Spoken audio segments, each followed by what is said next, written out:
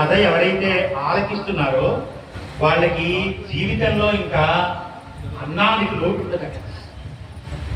ఆవిడ చెప్పింది, ఎవరైతే నా మహాభక్తులు ఉన్నారో వాళ్ళకి మాత్రమే చెప్పండి ఈ కథ, ఎవరు పడితే వాళ్ళకి చెప్పొద్దని చెప్పింది దేవి భాగవతంలో. ఏమిటి అంత గొప్ప మాహాత్మ్యము అంటే, అమ్మ అక్కడ మాట్లాడకండి, కూర్చోండి దయచేసి వచ్చి. ఏంటి అక్కడ అమ్మవారు శరీరం మీద ఉన్నారమ్మా, ఆవిడకి వాళ్ళు ఉన్నారా? మా పీఠంలోకి వెళ్ళిపోవాలి తల్లి, నువ్వు నీ కార్యక్రమం చేస్తున్నావు, ఇక్కడ మౌనంగా ఉన్నా ఉండు, లేకపోతే పీఠంలోకి వచ్చేసేయాలి.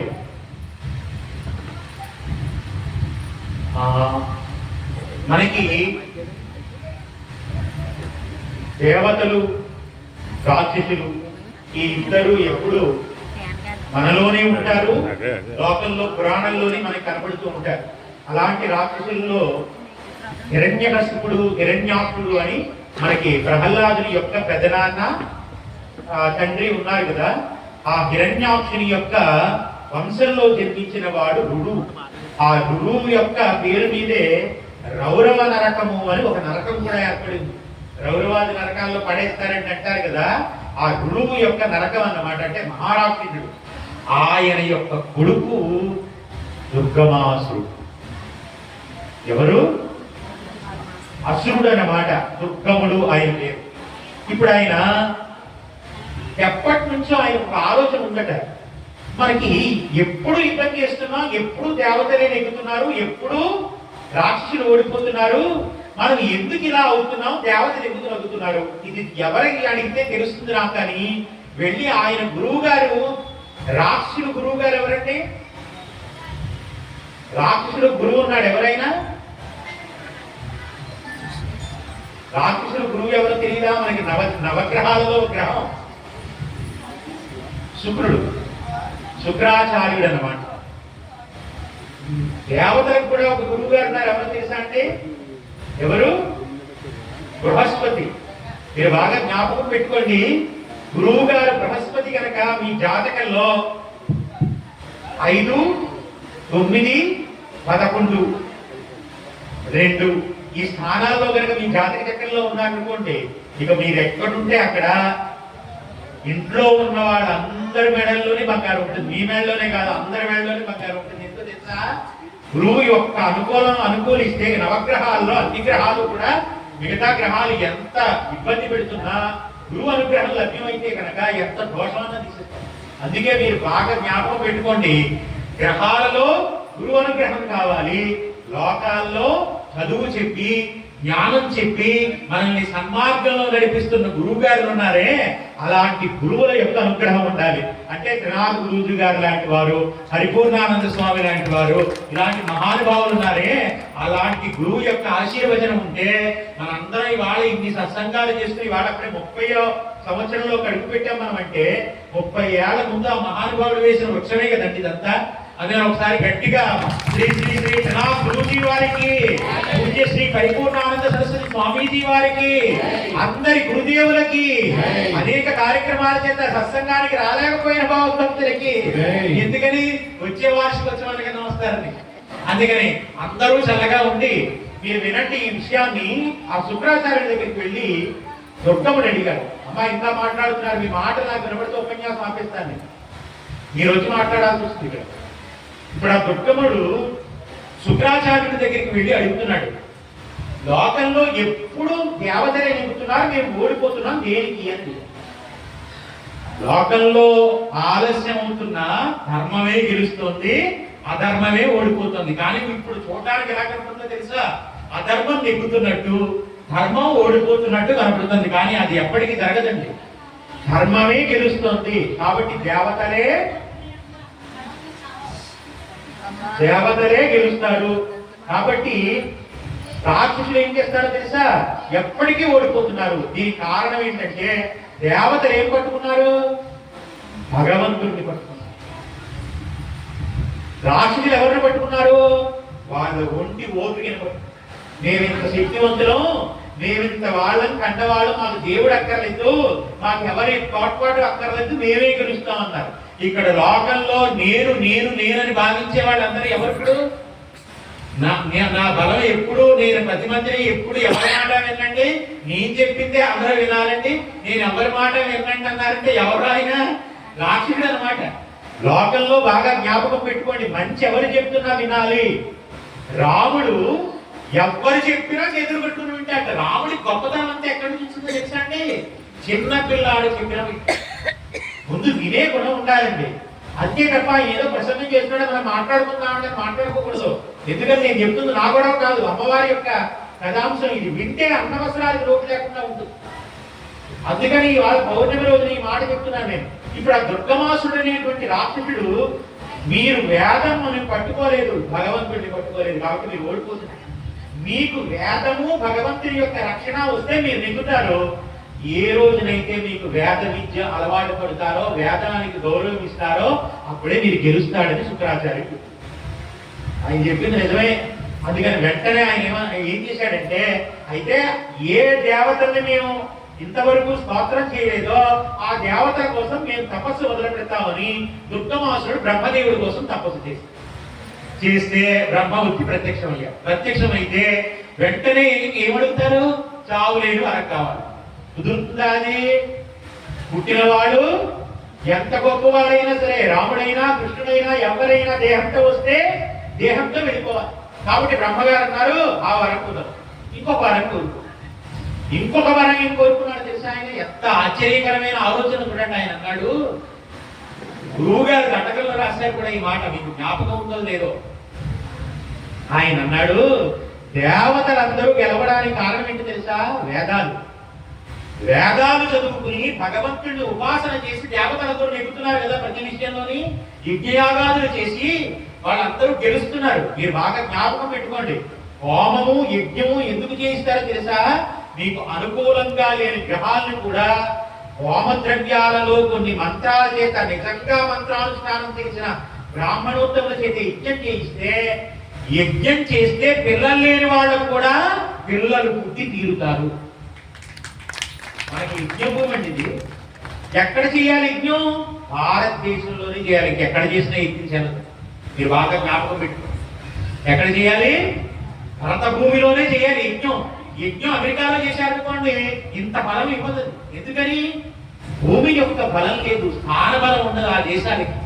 ఈ దేశానికి స్థానబలం ఎవరి వల్ల వచ్చిందో తెలుసా? సీతమ్మ వల్ల, అనసూయ వల్ల, సావిత్రి వల్ల. తన భర్తనే తన దైవంగా మరల్చి సూర్యప్రకాశాన్ని కూడా ఆపు చేసి తన భర్త యొక్క చావుని కూడా రాకూడదని సూర్యమండలాన్ని కూడా ఆపు చేసినటువంటి సుమతి ఉందే, అలాంటి మహాపతివ్రతల వల్ల ఈ భూమికి ఎంత గొప్పతనం వచ్చింది.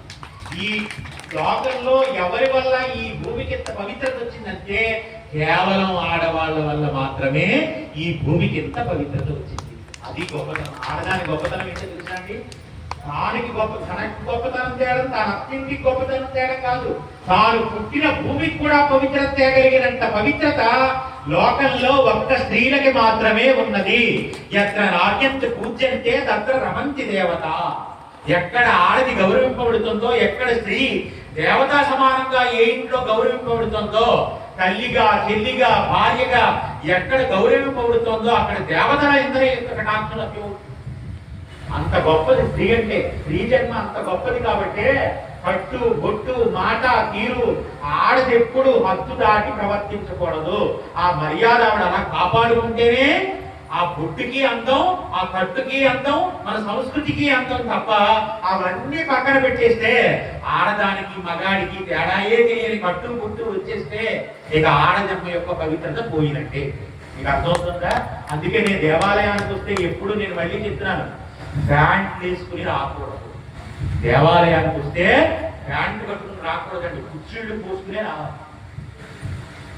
అంటే లంగావణి అన్నా కట్టుకోవాలి, చీర అన్నా కట్టుకోవాలి. మీకు అర్థమైందా? దేవాలయానికి ఎలా రావాలి? సాంప్రదాయమైన బట్టల్లో రావాలి, ప్యాంట్లు దొడుకు రాకూడదు. అంటే మీకు అర్థమైంది కదా ఏం కట్టుకోకూడదు. అందుకే ఇంకా నేను చెప్పకూడదు. అందుకని ఎందుకు అంటే నువ్వు దైవం దగ్గరికి వస్తున్నావు. దైవం దగ్గర నుంచి మొదలైంది సనాతన ధర్మం. ధర్మాన్ని తప్పి నువ్వు ప్రవర్తించి నమస్కారం చేస్తే నీకు అసలు ఆ ధర్మమే తెలియలేదు, నీకు ఎలా రావాలో తెలియలేదు. అందుకే సత్సంగానికి వచ్చి బాగా అలవాటు పడినటువంటి ఆడవాళ్ళని చూడండి, ఎక్కడికి వస్తున్నా వాళ్ళకి మామూలుగా వెళ్ళినప్పుడు ఇంకా మిగతా కార్యక్రమాలు కూడా వెళ్ళినప్పుడు ఈ సత్సంగంలో ఈ బయట ఇలా తీసుకుని ఇలా కప్పుకోవడం అలవాటు అయిపోయి వాళ్ళు మామూలు ఫంక్షన్లో కూడా ఏం చేస్తారో తెలుసా అండి, ఈ పబ్లిషింగ్ తీసుకెళ్తూ ఇలా కప్పడ కొట్టడం సార్ అలాంటి మాట్లాడాలి అలవాటు అయిపోయింది. మీకు అర్థమవుతుందా? ఈ బయట ఎక్కడ తీసుకుని ఇలా కప్పుకోవడం ఎక్కడ అలవాటు? సత్సంగంలో అలవాటు. ఇప్పుడు వాళ్ళు మామూలు ఫంక్షన్కి వెళ్ళినప్పుడు కూడా వాళ్ళకి ఏం అలవాటు అవుతుంది తెలుసా? ఒకవేళ ఇలా వేసుకోకపోయినా ఈ చీరకి ఇలా తీసుకుని ఇలా దొరుకుతుంటారు. ఎంత సాంప్రదాయంగా ఉంటుంది అలా కట్టుకుంటే.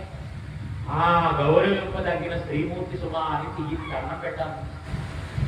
అలా ఉండాలి. మన నడువడి ఎలా ఉండాలి తెలుసా అండి? మనం గౌరవం తెచ్చుకోవాలి మన ప్రవర్తన చేత. ఎదుటి వాళ్ళు ఇవ్వడం లేదని ఆడవడం కాదు, మన నడువడిని బట్టి మన గౌరవం వస్తుంది. మీకు అర్థమవుతుందా? గురువు యొక్క గౌరవం దేని వల్ల వస్తుంది తెలుసా? గురువు గారి అందరినీ హడావిడి చేస్తే రాదు. గురువు యొక్క వాక్శక్తి వల్ల గురువు గారికి ఆ శక్తి వస్తుంది. గురువు గారి యొక్క నడువడి వల్ల ఆ శక్తి వస్తుంది. ఎందుకనంటే గౌరవం అంటే ఎవరో ఇస్తే మనకు వచ్చేది కాదు. మన నడువడి, మన మాట తీరు, మన ప్రవర్తన బట్టి మనకి గౌరవం. మీకు అర్థమవుతుందా? అందుకే వయసును బట్టి గౌరవం రాదు, ప్రవర్తనని బట్టి, గుణాన్ని బట్టి గౌరవం వస్తుంది.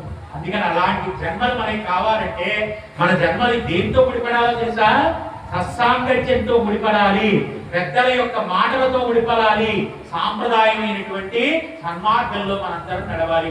కాబట్టి ఇప్పుడు మహానుభావుడు అయిన బ్రహ్మగారికి తపస్సు చేస్తే వరవడిగితే ఆయన ఏం వరవడిగా తెలుసా? లోకంలో బ్రాహ్మణులందరూ వేదాలు చదువుకుని హోమాలు చేసి యజ్ఞాలు చేస్తుంటే దేవతానుగ్రహం కలుగుతోంది. చక్కగా అందరికీ పాడి పంట సుకృతాలు వస్తున్నాయి. లోకం అంతా అందంగా అన్నం తిని బతుకుతుంది. ఇప్పుడు ఈ వేదములు అందరూ, లోకంలో ఉన్న బ్రాహ్మణోత్తములందరూ, వేదాలు చదువుతున్న బ్రాహ్మణులందరూ, యజ్ఞయాగాదులు చేస్తున్న వాళ్ళందరూ ఆ వేదాలు మర్చిపోవాలి. వాడు వరం చూడండి, ఎవరిని ఏమడుగుతున్నాడు? నాకు వేదం కావాలి, వేదం రావాలని అడగడాలా. ఎవరైతే వేదాలు చదువుతున్నారో ఆ వేదాలు చదివే వాళ్ళందరూ వేదాలు మర్చిపోవాలి. మీరు అమ్మవారిని ఏమని ప్రార్థించాలి? పాట రాలేదనుకోండి, అమ్మ నా నోరు కూడా తిరిగేటట్టు, నేను కూడా 10 మందిలో అందంగా పాడేటట్టు అనుగ్రహించమ్మా అని మీరు ప్రార్థించాలి తప్ప పాటలు పాడేవాళ్ళు అందరూ మర్చిపోవాలండి అన్నారు అనుకోండి, మీకు మాట వస్తుందా జీవితంలో? ఇంకా 100 వెలుగులు చూస్తే ఒక వెలుగు వస్తుంది. అందుకని పాట పాడేవాడిని చూసి జన్మసుకృతం కదండి. నిజంగా మీరు పొలమూరులో ఈ సత్సంగాల్లో పాడుకుంటే ఒకసారి చూసి ఎంత అందంగా పాడుతున్నారా వీళ్ళు అనిపిస్తుంది. ఎందుకని అంటే అలా అమ్మ నామాన్ని కీర్తించడానికి కూడా ఏ సుకృతం చేసుకుంటేనే ఆవిడ నామం పలికే హక్కు ఉంటుంది. సరే, అందుకని ఇప్పుడు ఆయన అన్నాడు వాడు వేదాలు మర్చిపో. బ్రహ్మగారు అన్నారు, నువ్వు ఒంటి మీద తిరుగు ఉండే మాట్లాడుతున్నావా? నువ్వు తపస్సు చేసింది నీకోసమా వాళ్ళ కోసమా అన్నాడు. ఆగు స్వామి, ఇంకా పూర్తవలేదు నా వరం, నేను అడిగింది ముందు ఇవి నువ్వు, అప్పుడు చెప్తాను నేను అన్నాడు. అని లోకంలో ఉన్న వేదాలన్నీ అందరూ మర్చిపోవాలి. వేదాలు మాత్రమే కాదు, లోకంలో మంత్రములన్నీ అందరూ మర్చిపోవాలి. అసలు లోకంలో ఏ దేవుడు మంత్రం ఎవ్వరూ పలకడానికి వీలు లేదు. లోకంలో ఉన్న మంత్రాలు, వేదాలు అన్నీ నాకు అక్కడికే రావాలి. ఎవరికి? దుర్గమాసు. మిగతా వాళ్ళందరూ దేవుడికి దండం ఎలా పెట్టుకోవాలో కూడా మర్చిపోవాలి లోకంలో ఉన్నవాడు.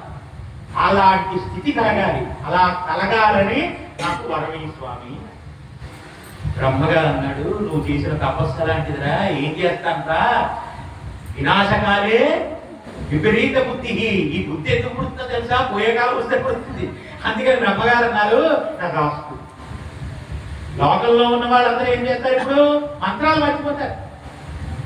ఇప్పుడు మనం పూజ చేస్తుంటే, వెనకాల చదువుతుంటే మనం ఇలా ఇలా ఇలా అంటున్నాం, అందరూ మంత్రాలు మర్చిపోతే ఇప్పుడు పూజ ఏం చేస్తాం? ఇంకా ఏమని పిలుస్తావు? బ్రాహ్మణ దుర్గాను అమ్మాను పిలవాలి కదండి. మొత్తం అంతా మర్చిపోతే ఇంకేముంది లోకంలో? అందుకని ఆ వరాన్ని ఆయన కోరిన వెంటనే ఎక్కడ వేదం సంకల్పం చేస్తున్నా, ఎక్కడ స్నానం చేస్తున్నా మొత్తం లోకంలో ఉన్న బ్రాహ్మణులందరూ యొక్క మంత్రాలు మొత్తం మర్చిపోయాయి. యజ్ఞాలు, యాగాలన్నీ మొత్తం పోయాయి. అసలు మంత్రమే లేదు, యజ్ఞం ఏంటి? అన్ని మర్చిపోయారు. మర్చిపోయి లోకం ఏమైపోయిందో తెలుసా? ఎప్పుడైతే యజ్ఞం ఆగిపోయిందో అప్పుడు ఏమవుతుంది తెలుసా అండి? వర్షం కురవడం మానేస్తుంది. వర్షం కురవడం మానేస్తే ఏమవుతుంది? పంటలు పంట మానేస్తే. పంటలు పంట మానేస్తే ఏమవుతుంది తెలుసా? లోకంలో ఉన్న వాళ్ళందరూ అన్నమో రామచంద్ర అని ఆకలి బాధలు పడలేక ఒకళ్ళొకళ్ళు చంపుకు తిని వాళ్ళ దగ్గర అన్నం ఉందని తెలిస్తే వాళ్ళ ఇంటి మీద పడిపోయి భోజనం తినేసేవారు. తల్లి పిల్ల అన్న తేడా లేకుండా ఒకళ్ళు కొట్టుకుని ఒకళ్ళు చంపుకు తినే రోజులు వచ్చేసాయి. మీరు బాగా జ్ఞాపకం పెట్టుకోండి, ఒక్కడి వరం లోకంలో మొత్తం ఎన్ని లోకాలు ఉన్నాయో అందరినీ ఇబ్బందులు పాలు చేసేస్తే అందరూ ఆకలితో అలమటించిపోయి అసలు మేము ఎందుకు ఇలా అయిపోతున్నామన్న ఆలోచన కూడా లేని స్థితిలోకి దిగజారిపోతే సరికదా. ఇప్పుడు ఏ దేవుడికైనా వెళ్ళి దండం పెట్టుకుని ఎందుకు ఇలా అవుతుందని చెప్పడానికి వాడికి ఒంట్లో ఇంకా ఓపిక లేదండి.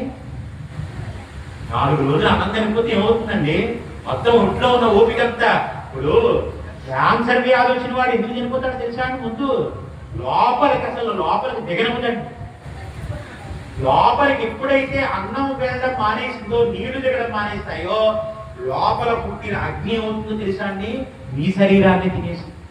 మీ ఒంట్లో పుట్టిన అగ్ని మీ శరీరాన్ని తినేస్తుందండి. అదిగా ముక్కలు లోకం జీర్ణించిపోతారు. కానీ మీరు చూస్తే ఏమవుతుంటారు తెలుసా? ఇలాంటి జన్మ ఇంకెవ్వరికి ఇవ్వకూడదు స్వామి అని బాధపడుతూ అంత బాధ అనిపిస్తుంది. అందుకని లోకంలో మీరు బాగా జ్ఞాపకం పెట్టుకోండి, సరైన సమయానికి ఆకలిస్తుందన్నా, మనం తినగలుగుతున్నానన్నా ఇదంతా ఎవరికి గొప్పతనమో తెలుసా? ఆ తల్లి దయ. అందుకే అన్నం కంచం దగ్గర కూర్చుంటే అమ్మని తలుచుకునే అన్నం తినాలి. ఎందుకని? ఆకలేస్తుంది. ఆకలేస్తే తినడానికి అన్నం ఉంది. అన్నం ఉంది సరికదా, ఆ అన్నాన్ని అన్నపూర్ణ అన్నపూర్ణ అన్నపూర్ణ అని కళ్ళకద్దుకుని, అమ్మా నేను తిన్న అన్నము మళ్ళీ నా శరీరం కింద బలం కింద తయారవ్వాలంటే నీ అనుగ్రహం ఉంటే, నాకు ఆరోగ్యం ఉంటే అప్పుడు తయారవుతుంది. అందుకని ఆరోగ్యం లేకపోతే నీ అనుగ్రహం లేదు, నీ అనుగ్రహం లేకపోతే నా జీవితమే లేదమ్మా. అమ్మా నేను నీ ఊరెళ్ళిన నీ పాటే అమ్మా దుర్గమ్మ, నేను నడిచేదంతా నీ పాటే అమ్మా దుర్గమ్మ, నువ్వు కలకత్తాలో కాడివే అమ్మా దుర్గమ్మ, నీ కాలికి అంటిన ధూళినే అమ్మా దుర్గమ్మ, నీ గుడిలో వెలిగే దివ్వేనే అమ్మా దుర్గమ్మ, నీ ఖాళీ అందల మువ్వానే అమ్మా దుర్గమ్మ, నాకు ఆరోగ్యాన్ని ఇప్పించే అమ్మా దుర్గమ్మ. ఎందుకు? ఫోన్లు చూసుకోడాక, ఇవి చూడాక కాదు, నన్ను సత్సంగానికి రప్పించే అమ్మా దుర్గమ్మ. గట్టిగా చెప్పండి. నాకు ఆరోగ్యాన్ని ఇప్పించే అమ్మా దుర్గమ్మ, నన్ను సత్సంగానికి రప్పించే అమ్మా దుర్గమ్మ, నేను ఈ ఊరెళ్ళిన నీ పాటే అమ్మా దుర్గమ్మ, నేను నడిచేదంతా నీ పాటే అమ్మా దుర్గమ్మ, నువ్వు అమ్మల కన్నా అమ్మవే అమ్మా దుర్గమ్మ, ఆ అమ్మను చూడని అందుడని అమ్మా దుర్గమ్మ. ఎంత గొప్ప మాట చూడండి. అమ్మా నువ్వెవరో తెలుసా? నువ్వు కలకత్తాలో కాళీవే అమ్మా దుర్గమ్మ. మరి నీకు స్తుత్రం చేయడానికి నేనెవరిని? నీ కాళీ అందల మువ్వానే అమ్మా దుర్గమ్మ, నీ కాలికి అంటిన ధూళినే అమ్మా దుర్గమ్మ. నిన్ను స్తోత్రం చేయాలన్నా, నీకు ప్రవచనం చేయాలన్నా, నీ దగ్గరికి రావాలన్నా, అమ్మా నీ ప్రాణ నిలబడాలన్నా నా శక్తి సరిపోతుందా? కాలదు. అమ్మా నీ కాలి కట్టిన గుడి లాంటి వాడిని, కానీ అమ్మా నాకు గాత్రం ఇచ్చి, నా యందు మాట ఇచ్చి, నాకు ఓపికిచ్చి, నాకు అన్నంగా నిలబడి, మాటగా నిలబడి, తల్లిగా నిలబడి, తండ్రిగా నిలబడి, సత్సంగంగా నిలబడి, సత్సంగం చెప్పే గురువుగా నిలబడి, ఇన్ని జ్ఞానాలు ఇన్ని రూపాలు అమ్మా నన్ను ఆదరించాలే, నీకు నమస్కరిస్తున్నానమ్మా అని కృతజ్ఞతగా అన్నం కంచం దగ్గర కూర్చున్నప్పుడైనా అమ్మా అని పాడకపోతే కృతజ్ఞుడైపోవు, జీవితం పాడైపోదా? అందుకని అన్నం తినేటప్పుడైనా ఆ తల్లిని తలుచుకోవడం. ఎంతమందికి లేదో ఈ అన్నం తినే యోగ్యత. అమ్మా షుగర్ పెరిగిపోతే అన్నం తినద్దని చెప్తున్నారండి. రోజు ఎలా వచ్చాయి తెలుసా? అన్నం ఉన్నా, అన్నీ ఉన్నా అన్నం తినలేని రోజులు వచ్చాయి. ఇవాళ మనం అన్నం తినగలుగుతున్నామంటే అమ్మ దయ మన మీద పరిపూర్ణంగా ఉంది. అమ్మ జీవించి ఉన్నంత కాలం మేము అన్నం తినాలి. ఆ అన్నం తిన్న ఓపికతోటి నీ సన్నిధానానికి రావాలి. నీ నామం ఎలా చెప్పాలో తెలుసా? మా అన్నం అంతా అడిగి మళ్ళీ నీకు శరణాగతి అయిపోవాలి. మా ఓపికంతా నీ నామం చెప్పడంలో, నీ నామం పాడడంలో, నీ గురించి వినడంలో, నీ నామామృతంతో నా జీవితం అంతా నీలోకి ఐక్యమైపోవాలి. ఈ శరీరంలో పుట్టిన వేడి నన్ను తినకూడదు, నీ నామం అన్న వేడి నన్ను, నా సర్వజీవుల్ని దహించి ఏదో ఒక రోజున సాయుధ్య కైవల్యాన్ని నాకు ఏర్పరిచి నీలో నేనై నాలో నీవై అణువణివై నిండి నిమిడీకృతమై అమ్మా నువ్వే నేనుగా నేనే నువ్వుగా లీనమైపోయే రోజు తొందరగా వచ్చి చక్కగా మళ్ళీ జన్మంటూ లేకుండా ఆ జన్మరాహిత్యాన్నే మాకు ప్రసాదించమని అడగగలిగిన ఏకైక చోటు లోకంలో ఎక్కడైనా ఉంటే అది ఒక్క సత్సంగం మాత్రమే, అది ఒక్క ఓం శక్తి సత్సంగం మాత్రమే. ఎందుకో తెలుసా? మిగతా సత్సంగాలకి గురువులు లేరు, ఇలా చెప్పే గురువులు లేరు. సత్సంగాలు జరుగుతున్నాయేమో కానీ జ్ఞానం చెప్పే గురువులు, ఆ జ్ఞానం చెప్పే గురువులు దొరికేటువంటి ఏకైక చోటు మన సత్సంగం ఒక్కటే. అంత గొప్ప చోటులో మనం ఉన్నామంటే ఆ తల్లి అనుగ్రహం. కాబట్టి ఇప్పుడు వాళ్ళందరూ వేదాలు మర్చిపోయారు, వీడు వేదం కల్లిస్తూ, వీడు యజ్ఞం చేసుకుంటూ, వీడు సంపదను పొందుతూ రోజు దినదిన ప్రవర్తన. ఇప్పుడు ఇంతకీ మనకు అసలు ఇలా ఎందుకైపోయారా మన జీవితాలను ఆలోచించుకునే ఓపిక కూడా ఎవరికి లేదండి.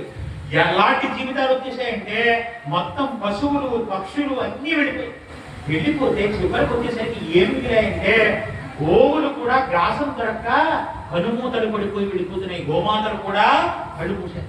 అలాంటి రోజులు వచ్చేస్తే అసలు మనం ఎందుకు ఇలా అయిపోయామా అని కొంతమంది మహావిద్వాంసులైనటువంటి వాళ్ళు, ఇంకా ఎక్కడో ఆ భగవంతుడి మీద లీనమైనటువంటి భక్తి ఉన్న వాళ్ళు ఒక్కసారి బ్రహ్మగారిని పిలుద్దామని ఒక్కసారి ప్రార్థన చేశారట. వాళ్ళకి జన్మ బాగా పుట్టిన దాది నుంచి బాగా భగవన్నామం చెప్పినటువంటి మహాయజ్ఞ తపస్సాలు ఉంటారే, వాళ్ళకి కాస్త భగవన్నామం ఎక్కడో కొంచెం తెలిసిందనమాట. వాళ్ళు ఆ స్మరణతో కొంతమంది చూడండి ప్రాణం విడిచిపెట్టేటప్పుడు కూడా భగవన్నామం పలుకుతూ విడిపోతారు. ఎందుకని? నామం చెప్పి ఆ సుకృతం చేత జీవితాలు ధన్యమైపోతాయండి. సత్సంగం చేయడం దేనికోసమో తెలుసా అండి? ఇవాళ నామం చెప్పామని చెప్పుకోవడం కోసం కాదు. అంత్యకాలమునందు ఆయాసము చేత తలవనో కలుతుని ఇప్పుడే బ్రతికి ఉన్నన్నాడు నీ భజన మానను, మరణకాలమునందు మరతునేమో ఆ వేళ యమదూత లేతించి రాగా భయము చేత నిన్ను వడియనేమో, కపవాత పైత్యములు కప్పగా శ్రమ చేత కంపమోద్భకరమ్ని కష్టపడుతూ నారాయణ అనుచు నానాల్కతో నిన్ను పిలుతునో శ్రమ చేత పిలువలేనో నాటికి ఇప్పుడు నీ నామస్మరణ చేతు భూషణ వికాస ధర్మపుర నివాస దుష్ట సంహార నరసింహ దురిత దూరా అని శతకగారుడు కళ్ళపడ నీళ్లు పెట్టి ఏడ్చాడు. ఒంట్లో ఓపిక ఉన్నప్పుడే సత్సంగానికి రండి, భగవన్నామం పలకండి. ఈ ఓపిక అయిపోతే ఆ రోజున మీరు మంచాన పడి కళ్ళమట నీళ్ళలా కాలుస్తుంటే, ఒంట్లో ఓపిక ఉన్న నాలుగు టీవీలు చూస్తూ వాళ్ళతో వీళ్ళతో కబుర్లు కాలక్షేపం చేస్తూ నా ఓపికనంతా గడిపేశాను, ఇవాళ వెళదామన్నా చూద్దామన్నా కూర్చుందామన్నా నాకు ఓపిక సరిపోవడం లేదని మీరు ఏడ్చినా తిరిగి మళ్ళీ ఇలాంటి రోజులు మనకి రావు. అందుకే ఊపిరులన్నీ ఎక్కడ గడపాలో తెలుసా? నీ సన్నిధిలో, నీ పాదాల దగ్గరే, అమ్మా నీ సత్సంగంలోనే, నీ నామం పలకడంలోనే మా జీవితాలన్నీ వెలుగొందుతూ నీలో పరంజ్యోతి స్వరూపుడు కాబట్టి ఈ జ్యోతి నీ జ్యోతిలోకి వెళ్ళి తెలిసిపోయేదాకా నీ నామం పలకడానికి మాత్రం నా నోరు నొప్పి రాకూడదు. అలాంటి జీవితాన్ని ప్రసాదించమని కోరుకోవాలి. సత్సంగానికి రావడం అంటే ఏంటో తెలుసా? అలాంటి కోరికని ఇవ్వగలిగిన చోటు సత్సంగం అంటే. కల్పవృక్షం అండి. సత్సంగం అంటే ఏంటో తెలుసా? కల్పవృక్షం కింద ఉన్నారు మీరు, ఏ కోరుకున్నా జరిగి తీరుతుంది. కల్పవృక్షం కింద ఉండడం అంటే ఏంటో తెలుసా? అమ్మాయి కల్పవృక్షంగా మనందరినీ ఆగ్రానించి ఉంది. అందుకని అమ్మ సన్నిధిలో మనం ఉంటే మనం ఏ కోరుకున్నా అది నెరవేరి తీరుతుంది. అది సత్సంగం.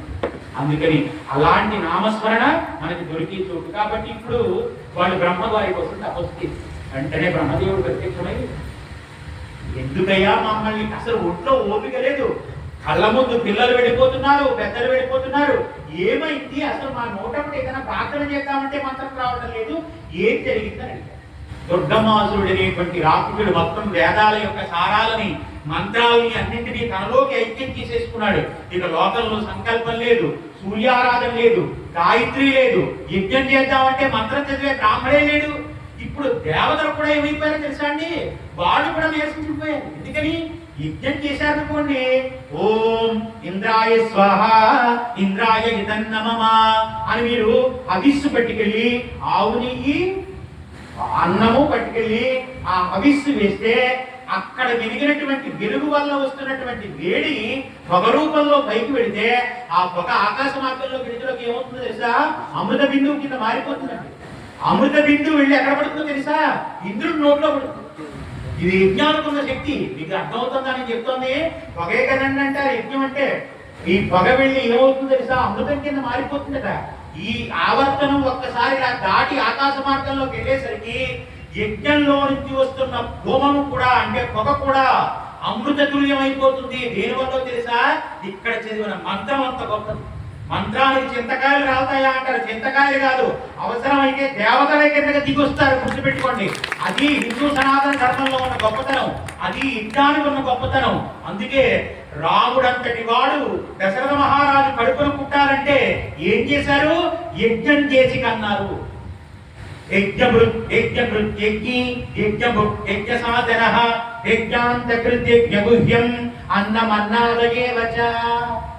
విష్ణు సహస్రనామే చెప్తుంది, యజ్ఞాన్ని మించింది ప్రపంచంలో ఏదీ లేదు. అందుకే వరాహస్వామికి పేరేంటో తెలుసా? యజ్ఞవరాహస్వామిని పేరైంది. ఎప్పుడైనా యజ్ఞంలో నుంచి పుట్టించాడు ఆయన, బయటకు వచ్చేస్తాడు. అందుకే సుదర్శన హోమం చేస్తే ఆ హోమ ద్రవ్యం అందుకోవడానికి ఆయన ఆ హోమంలో నుంచే బయటకు వచ్చేసాక కొన్ని చోట్ల చెప్తుంటారు మనకి. అందుకే నరసింహ యజ్ఞాన్ని సుదర్శన యోగాన్ని అంత గొప్పగా చెప్తారన్నమాట. ఎప్పుడైనా శత్రువులు ఇబ్బంది పెడుతుంటే, ఎక్కడైనా పదవులు కావాలనుకున్న వాళ్ళు రాజకీయ నాయకులు ఏ హోమం చేయిస్తారు తెలుసా? సుదర్శన హోమం చేయిస్తారు. సమస్త దోషాలన్నీ పోతాయి ఆ హోమం చేయిస్తే. అంత గొప్ప శక్తి యజ్ఞానికి ఉంది. బిడ్డలు లేని వాళ్ళకి బిడ్డలు ఇస్తుంది. ఎలాంటి గ్రహపీడలైనా సరే తీసేస్తుంది. కానీ సరైన వేద మంత్రాలు కలిగిన బ్రాహ్మణోత్తములు వచ్చి చేయించిన యజ్ఞానికే ఈ ఫలములు నీకు. అందుకని ఇప్పుడు యజ్ఞం చేసేటువంటి ఎప్పుడైతే లేదో ఇంద్రుడికి ఆహారం లేదు. ఆహారం లేకపోతే దేవతలు కూడా మనలాగే. ఇప్పుడు ఆయనకు ఆహారం ఇస్తే ఏమవుతుంది తెలుసా? వాడు నిత్య సంతృష్టులై మనకి వర్షాన్ని ప్రసాదిస్తారు. వరుణదేవుడు ఏం చేస్తాడో తెలుసా అంటే, వాళ్ళకి మనం ఆహారం ఇస్తే వాళ్ళు మనకి ఆహారం ఇస్తారు. ఇదంతా ఏంటో తెలుసా? ధర్మచక్రం సుమ. ఇది ఇలా తిరుగుతూ తిరుగుతూ తిరుగుతూ తిరుగుతూ. అందుకే భాగవతం మీరు ఎప్పుడైనా చదివితే అక్కడ ఒక పద్యం ఉంటుంది. ఏమన్నా తెలుసా? మకము చెయ్య వజ్రి మది సంతసించెను. వజ్రి సంతసించి వాన కురిసి. వజ్రి అంటే ఇంద్రుడు. మకము అంటే యజ్ఞం అన్నమాట. మకము చేయ వజ్రి మది సంతసించెను. వజ్రి సంతసించే వాన కురియే. వాన కురిసి గసము వసుమతి వై పెరిగెను. గడ్డి ఎక్కడ పెరుగుతుంది? భూమి మీద పెరుగుతుంది వర్షం పడటం వల్ల. ఈ గడ్డి తిని ఆవులు దూడలు అన్ని పాడిస్తాయి. ఈ పాడి దూడ నెయ్యి పాలు ఇవన్నీ మనందరికీ మళ్ళీ తిరిగి ఆహారాన్ని ఇస్తే సగం మనం తిని సగం మళ్ళీ దేవతలకు ఇవ్వాలి. ఇక అర్థమవుతుందా? పాడింది బాబు మాదేనండి చుట్టూ అన్ని తినేవాళ్ళు. మా ఇంట్లో నేను చూడండి, మాకేనండి మా పాలే చెప్పారండి తీసెక్కా లేకపోతే తాగుకుంటే అవదు నాకు అంటారు. అమ్మా నిజమా? ఒక్కసారి ఆ ఆవు పక్క తప్పుందంటే తీసెక్కదన్నమాట. అలా ఉంటుంది. అసలు సరైన సమయానికి పెరిగినీళ్ళు కూడా కనపడవు తల్లి. ఇంట్లో ఉన్న గోమాతలు ఎలా ఇస్తూ ఉంటే పాడి అలా ఉంటూ ఉంటే మనకు ఆ ఎద్దు తెలియదు. కానీ అసలు ఆ పాడి లేకపోతే పాలు రాలేదండి. ప్రతిరోజు గుమ్మాల కడ ఎదురు చూసేవాళ్ళు మీరు ఎప్పుడైనా వస్తుంటే అర్థమవుతుందండి. ఏది కళ్ళ ఎదురుకుండా ఉంటే దాని విలువ మనకి తెలియదు. అది వస్తువైనా మనిషి అయినా ఇంకేదైనా సరే అన్ని కళ్ళకటారంగా కళ్ళు ఎదురుకుండా ఉంటే ఆ విలువ తెలియమండి. అది లేకపోతే అప్పుడు తెలిసి వస్తుంది దాని గొప్పతనం. అందుకని సరే ఇప్పుడు మహానుభావుడు ఇదంతా ఒక ధర్మచక్రం. ఇప్పుడు మీరు ఆ యజ్ఞము యాగము మర్చిపోయి మంత్రాలని మర్చిపోవడం వల్ల దేవతలు కూడా ఇబ్బంది పడిపోతున్నారయ్యా. కానీ ఇప్పుడు మీరు దుర్గమాసుడనేటువంటి రాక్షసుడిని వధిస్తే తప్ప నేను ఇచ్చినటువంటి వరం పోదు. ఆ పోకపోతే ఇంకా ఆ దుర్గమాసుడి వల్ల ఇక ఈ లోకం వినాశనం అవడమే తప్ప ఇంకెవ్వరూ ఏమీ చేయలేరు. పోనీ దేవతలు ఏమన్నా చేయగలరా అంటే వాళ్ళు కూడా మీలాగే క్షీణించిపోయారు. మేమేమన్నా చేయగలమా అంటే మేమే వరం ఇచ్చాం కాబట్టి వాడి ప్రభావం మేము కూడా ఏం చేయలేము. బ్రహ్మాండ ఈశ్వరులు కూడా ఏం చేయలేరట. కాబట్టి ఇప్పుడు ఏమిటి దారిని అడిగితే ఆకలి కొన్న వాళ్ళందరికీ ఒకటే మంత్రం లోకంలో ఏంటో తెలుసా? అది ఆవైనా మనిషి అయినా దేవుళ్ళైనా రాక్షసులైనా ఎవరిని అడగాలి? ఆకలిస్తుందని అమ్మనే అడగాలి. అమ్మని అడిగితేనే ఆకలి తీరుతోంది, అమ్మ పెడితేనే సమస్త బ్రహ్మాండంలో ఉన్న వాళ్ళ ఆకలి తీరుతోంది. ఆఖరికి పరమేశ్వరుడికి ఆకలేసిన ఎవరిని అడగాలి? ఆ అన్నపూర్ణాదేవిని భవతి భిక్షాందేహి అని వెళ్ళి అడిగితే అప్పుడు ఆయనకి కూడా భిక్ష కలిగిన మాతృస్వరూపిణి జగదంబ. ఇది అర్థమవుతుందా? అందుకేనండి మహానుభావుడు పులకించుకుపోయాడు. అసలు ఆ స్తోత్రాలు ఊరికినే ఇవ్వలేదండి. అన్నపూర్ణాష్టకం రాని వాళ్ళు ఉండకూడదు ప్రపంచంలో. ఇది అర్థమైందా? ఒక్క శ్లోకమైనా నేర్చుకోవాలండి. చదువుకున్నందుకు, అక్షరజ్ఞానం ఉన్నందుకు, అమ్మా అని అన్నం కచ్చ దగ్గర కూర్చున్నందుకు ఒక్క పద్యమైన ఆ శ్లోకం వచ్చి కళ్ళ కద్దుకుని భోజనం చేయాలి. అన్నపూర్ణ సదాపూర్ణ శంకర ప్రాణవల్లభ జ్ఞాన వైరాగ్య ఇత్యర్థం విక్రాందేవి చ పార్వతి మాతా చ పార్వతీదేవి పితాదేవో మహేశ్వర బాంధవం శివభక్తం చ స్వదేశే భువనత్రయం. మాతా అన్నపూర్ణ అని కళ్ళకద్దుకునేట, అమ్మా ఈ అన్నము నా నట్టింట్లో ఉన్న ఐశ్వర్యము నా నోట్లోకి వెళ్ళేటట్టు చేసినటువంటి తల్లి నీకు నమస్కారము. మీకు అర్థమవుతుందా? డబ్బుంటే అన్నీ ఉంటాయని మీరు అనుకోకండి. డబ్బుంటే కూడా అన్నీ తినలేరు, అన్నీ అనుభవించలేరు. డబ్బు కంటే గొప్పదేంటో తెలుసా? అమ్మ దయయే. అమ్మ దయ ఉంటే అన్నీ ఉన్నట్టే. డబ్బు ఉంటే ఒంట్లో షుగర్ ఉంటుంది, తినలేవు. ఏది తిన్నా అరుగుదల అయిపోవాలి అంటే లోకంలో ఉన్న ఏకైక మంత్రం ఏంటో తెలుసా? అమ్మా అమ్మా అమ్మా శ్రీమాత శ్రీమాత శ్రీమాత శ్రీమాత్రే నమః శ్రీమాత్రే నమః. కూర్చుంటే నామని చెప్పు, నుంచుంటే నామని చెప్పు, పరిగెడుతూ నామని చెప్పు, పడుకుంటూ నామని చెప్పు. నిరంతరం భగవన్నామ స్మరణతోనే గడపండి. అమ్మా అమ్మా అమ్మా. అందుకే నేను పాట రాశాను. ఏమన్నా తెలుసా? అమ్మ అమ్మ అని అరచిన గాని, ఎన్ని మాటలు నిన్ను తలచిన గాని, నీ రుణము తీర్చుట నా వల్ల నవ్వునా దుర్గమ్మ. నీ పాట పాడి నేను ధన్యుడనైనా నోయమ్మ. నీ రుణము తీర్చుట నా వల్ల నవ్వునా దుర్గమ్మ. నీ పాట పాడి నేను ధన్యుడనైనా నోయమ్మ.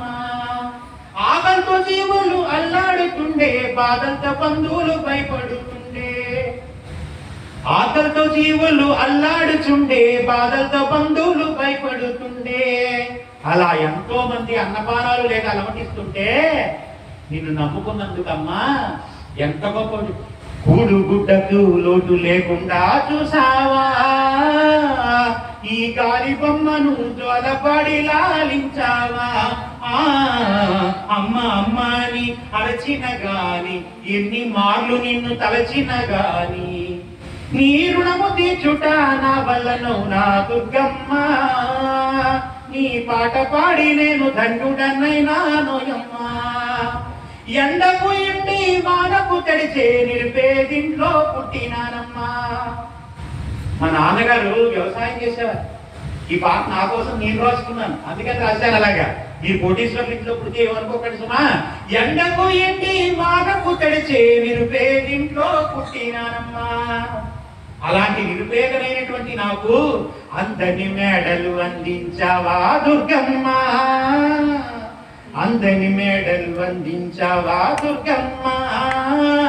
ఈ పేద ఇంటికి పెద్ద వెలుగునే ఇచ్చావా. అమ్మ అమ్మ అని అరచిన గాని, ఎన్ని మార్లు నిన్ను తలచిన గాని, నీ రుణము తీర్చుట నా వల్ల నవ్వునా దుర్గమ్మ. నీ పాట పాడి నేను ధన్యుడనైనా నోయమ్మ. ఎన్ని సిర్లు నువ్వు ఇచ్చిన గాని, ఎన్ని మేడలు నేను కట్టిన గాని, ఎన్ని సిర్లు నువ్వు ఇచ్చిన గాని, ఎన్ని మేడలు నేను కట్టిన గాని, నీ తోడు లేని ఆ మేడలెందుకే దుర్గమ్మ. నీ తోడు లేని ఆ మేడలెందుకే దుర్గమ్మ. నీ తోడు లేక ఈ జీవుడుండడే మాయమ్మ. నీ తోడు లేక ఈ జీవుడుండడే దుర్గమ్మ. అమ్మ అమ్మ అని అరచిన గాని, ఎన్ని మార్లు నిన్ను తలచిన గాని, నీ రుణము తీర్చుట నా వల్ల నవ్వునా దుర్గమ్మ. నీ పాట పాడి నేను ధన్యుడనైనా నోయమ్మ. ఈ పాట రాసి నేను ధన్యుడనైనా నోయమ్మ. శ్రీ ఆదిపరాశక్తి అఖిలాండ కోటి బ్రహ్మాండాయకి 200 పాటలు ఉన్నాయండి. మీకు పాటల పుస్తకం పంపిస్తాను, వాళ్ళు వచ్చేటప్పుడు తీసుకురాలేదు కానీ ఈ సత్సంగానికి నేను పంపిస్తాను. 200 పాటలు ఉన్నాయి అమ్మవారి మీద నేను రాసిన. పరిపూర్ణ భక్తి కుసుమాలు అని పరిపూర్ణానంద స్వామి వారు గురు పౌర్ణమి రోజున చక్కగా ఓపెన్ చేశారు. మా సత్సంగ సభ్యులందరికీ ఇచ్చారు కానీ ఇవాళ అనుకోకుండా హడావుల్లో రావడం వల్ల తెచ్చుకోలేదు. లేకపోతే చక్కగా ఇక్కడ అందరికీ ఫ్రీగా పంచేది ఇవాళ. ఎందుకని అంటే ఇవాళ అలా ఏది దానం చేసినా ఏది ధర్మం చేసినా పౌర్ణమి కదంటే, నా పాటలు నేనే దానం చేసినా కూడా నాకు కూడా వచ్చే జన్మకు బండి అమ్మ పాటలు పాడుకుని అమ్మ పాటలు రాసుకుని జన్మ తరింపే జన్మ నాకు కావాలి కదండి. ఏ జన్మల్లో పుట్టినా నాము ఆ తల్లిదే కదండి. అమ్మా అమ్మా అని మళ్ళీ సుకృతంగా పాడుకుంటే కదండి ఆ జన్మకు సుకృతం వచ్చేది. అలాంటి జన్మ రావాలంటే అదిగో ఇలాంటి పుణ్యతిథుల్లో అమ్మ కథలు వినండి, అమ్మ ప్రసంగంలో పాల్గొండి, అమ్మ నామం పలకండి. అమ్మ నామాన్ని మించిన తేనేరు ప్రపంచంలో ఇంకెక్కడా. అందుకని అలాంటి ఒక స్థితిని వాళ్ళకి కల్పించి బ్రహ్మగారు ఇలా చెప్తే వాళ్ళందరూ ఓపిక తెచ్చుకుని ఎవరిని స్తోత్రం చేయాలో తెలియదు కాబట్టి అమ్మా అనమన్నాడని బ్రహ్మగారు కూడా అమ్మనే అనమన్నాడు. బ్రహ్మ అనమనలేదు, ఏమనమన్నాడు? అమ్మా అని అనమన్నాడట. అందుకని బ్రహ్మగారే అమ్మా అనమన్నాడంటే మనందరం ఇంకా గురు బ్రహ్మ గురు విష్ణు గురుదేవో మహేశ్వర. అది మరి గురువుగా కూర్చున్న వాడు కూడా ఏం చెప్పాడు? అమ్మనే తలవండి, అమ్మని తలవండి, ఆనందం పొందండి. అందుకని అలాంటి ఒక స్థితిలో చెప్పగానే వాళ్ళందరూ కూడా ఓపిక తెచ్చుకుని బ్రహ్మగారి యొక్క ఆశీర్వచనం చేత ఈ బ్రహ్మాండముల చివరికి వెళ్ళి అమ్మా అని స్తోత్రం చేయడం మొదలెట్టారు. మీరు దండకం చదువుతున్నారు కదా, ఇప్పుడు అందులో ఉంటుందండి వేదాంత సారంభు దుర్గముని హస్తగతంగా. మీకు అర్థమవుతుందా? ఆయన మొదలుపెట్టి దండకంలో ప్రారంభం చేశాడు ఇదంతా. ఇది దేవీ భాగవతంలోని స్తోత్రమే నేను కథగా తీసుకొస్తున్నాను. ఎందుకని మీకు జీవితంలో అన్నవస్త్రాలకు లోటు లేని స్థితి మీకు అనుగ్రహించాలని ఇవాళ ఈ కథను తీసుకొచ్చి ఇక్కడ చెప్పడం జరుగుతుందన్నమాట. ఇప్పుడు అందరూ వెళ్ళాక చేతులు జోడించి అమ్మా అని పిలిచారట. ఎవరు? మొత్తం వేదం తెలిసిన వాళ్ళు కూడా, వేదాలు మర్చిపోయిన వాళ్ళు కూడా అమ్మా అని పలికి ఒక్కసారి నమస్కారం చేస్తే ఇన్ని బ్రహ్మాండములు పరిపాలిస్తున్నటువంటి తల్లి జగన్మాత ఎక్కడో మణిద్వీప నివాసంలో ఉన్న తల్లి ఒక్కసారి వచ్చి ఎలా వచ్చిందో తెలుసా? రావడం కూడానట. ఇప్పుడు ఆకలి ఉన్న వాళ్ళకి ఆవిడ తన కంటి చూపు చేత పోషణ ఇవ్వాలట. మీకు అర్థమవుతుందా? లోకంలో ఉన్న బ్రహ్మాండంలో ఉన్న వాళ్ళందరికీ మీకు ఆకలేస్తున్నాను అడగక్కర్లేదు. ఎందుకని ప్రాణాలు ఉక్కపెట్టుకుని ఇంకా రేపా మాపా అన్న స్థితికి వచ్చేసారు. ఇప్పుడు వీళ్ళందరి ప్రాణాలు నిలబడాలంటే తన చూపుల చేత లోకాన్ని పోషించాలి. ఇప్పుడు ఒళ్ళంతా కళ్ళు చేసుకుని వచ్చిందట. ఇప్పుడు ఆవిడ దర్శనం ఎలా ఉందో తెలుసా అండి? ఒళ్ళంతా కళ్ళేనట. ఇప్పుడు ఆవిడ ఒక కన్ను, 2 కళ్ళు, 3 కళ్ళు కాదట. ఆ వాళ్ళ ఆకలితో ఉన్నటువంటి వాళ్ళు ప్రార్థన చేస్తేనట ఒళ్ళంతా కళ్ళుతో వస్తే ఆ తల్లి ఎలా ఉందో తెలుసా? శతాక్షి అన్న పేరుతో ఆ తల్లి ఒక్కసారి ఏ హోమం చెయ్యకపోయినా అమ్మా అన్న పరమమంత్రంతో ఆ తల్లి ఈ బ్రహ్మాండముల కావల ఒడ్డులో నుంచి వచ్చి ఒక్కసారి వచ్చేలాగా ఆవిడ దివ్యమంగళ స్వరూపాన్ని ఇచ్చి నమస్కారం చేసుకుంటే వాళ్ళు ఏమని స్తోత్రం ఇచ్చారో తెలుసా? శ్రీ కనక దుర్గని పాద పద్మములు చేరి కొలుసు బొమ్మ, పాపములు పారద్రోల బొమ్మ, రూపు సౌందర్య కాటి బొమ్మ, ఉప్పు నామగలి రేకులమ్మ, నెత్తిపై రవల రాగిడమ్మ, అమ్మా చెప్పలేని నీ చెవులు కమ్మలు శారడేసి సుమ్మ, అమ్మా చెప్పలేని నీ చెవులు కమ్మలు శారడేసి సుమ్మ, గొప్పగా విరుగున్న బొమ్మ, అమ్మా తలతల శిరమున హేమ కిరీటము కర్ణకుండరాలు, కరంబుల కంఠాభరణాలు, వేళ్లకు ముద్దు టుంగరాలు, కాళ్లకు అంజల గడియాలు, చల్లని చూపుల చింద్రికలు, అమ్మా నీలు కురులు బంగారు దండబంకీలు ఎన్ని నగలు, అమ్మా ఆదిలక్ష్మికి ఆడపడుచుమని అందరు కుమారి, మాధవుని సోదరి కౌమారి, వేదములు గోచరించ గౌరి, వేదలా పెన్నిదివని చేరి మోదము దలుచుచున్న చేరి, అమ్మా ఆది అనాథ నీవే భవాని, శంకు చక్రధారి ఆది జగదంబార్తనారి, అమ్మా ఆటకాంగి పేటంబు పరవచర జారుల జలతోను, బయట బంగారు పూలతోను, పట్టుతల నేతరవికతోను, గంటల వడ్డానముతోను, పాటవా తాంబూలముతోను, వాడియగు ఆయుధాలతోను, నీటి రతనాల పీఠమగును, అమ్మా కోటి సూర్యుల కాంతులతో కూర్చుంటే విగుడిలోను నీకు సాటెవ్వరు ఎలలోను నీకు సాటెవ్వరు ఎలలోను నీకు సాటెవ్వరు ఎలలోను శ్రీ ఆదిపరాశక్తికి గట్టిగా చెప్పాలి. శ్రీ ఆదిపరాశక్తికి నీలాండకోటి బ్రహ్మాండ నాయకి సర్వ దుఃఖ విమోచిని దుర్గామాతకి. అందుకని ఆ తల్లి ఒక్కసారి ఇలా దర్శనమిచ్చి అందరినీ ఆ కళ్ళ చేత పోషించిందట. కాదు ఒక్కసారి శాఖములన్నీ చేత్తో పట్టుకుని ఆవిడ వస్తే ఆవిడకి శాకాంబరి అన్న నామధేయం వచ్చిందట. అందుకే మన పీఠాలన్నింటిలోని శాకాంబరి అవతారం వస్తుంది.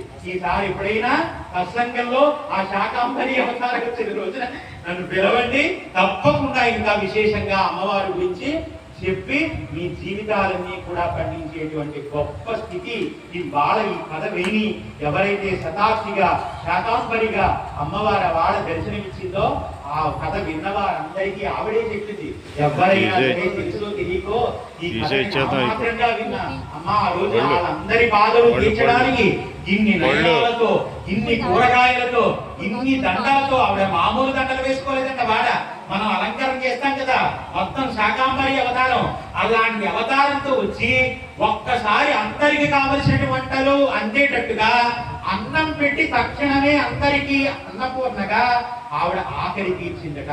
ఆ రోజు ఆకలి తీర్చినటువంటి కథ ఇవాళ మన జన్మలో మళ్ళీ తిరిగి మనం అన్నవస్త్రాలకు లోటు లేనిటువంటి జీవితాలని మనకి ప్రసాదించే కథ ఈ కథ. కాబట్టి ఈ కథ విన్నవారికి చెప్పిన వారికి కూడా ఆ జగన్మాత అనుగ్రహం చేత అంతటి పరిపూర్ణ అనుగ్రహం కలుగుగాక అని అమ్మని పాదములు పట్టి ప్రార్థన చేస్తూ స్వస్తి స్వస్తి శ్రీ ప్రజాపతి పరిపాలయంతాం న్యాయేన మార్గేణ మహీమహీసం గోబ్రాహ్మణ సోమచరిత్యం లోకా సమస్తా శాంతి శాంతి శాంతి.